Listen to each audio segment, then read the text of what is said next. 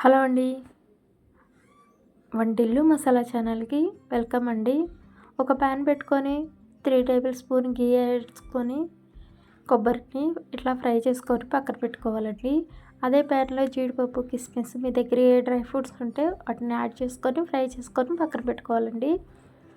తర్వాత ఒక గిన్నెడు చిన్న కూర కప్పు అంత సైజు బొంబాయి రవ్వని తీసుకొని ఫ్రై చేసుకొని పక్కన పెట్టుకోవాలండి.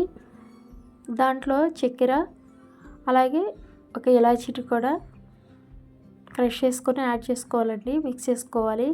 మైదా పిండిని తీసుకొని జల్లించుకొని దాంట్లో సాల్టు అలాగే కొంచెం వాటర్ యాడ్ చేసుకొని పూరీ పిండిలాగా మిక్స్ చేసుకోవాలి. పూరీలాగా ప్రెస్ చేసుకొని ఈ లోపల కళాయిలో నూనె వేసుకొని హీట్ చేసుకోవాలండి.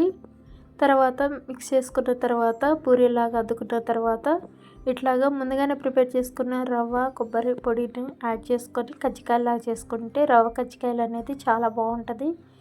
మీరు ఎప్పుడైనా చేశారా లేదా అనేది కామెంట్ చేయండి. చాలా బాగుంటుంది, ట్రై చేయండి. భలే కమ్మగా ఉంటాయండి. మీరైతే నన్ను సపోర్ట్ చేసి ఆదరిస్తారని కోరుకుంటున్నానండి.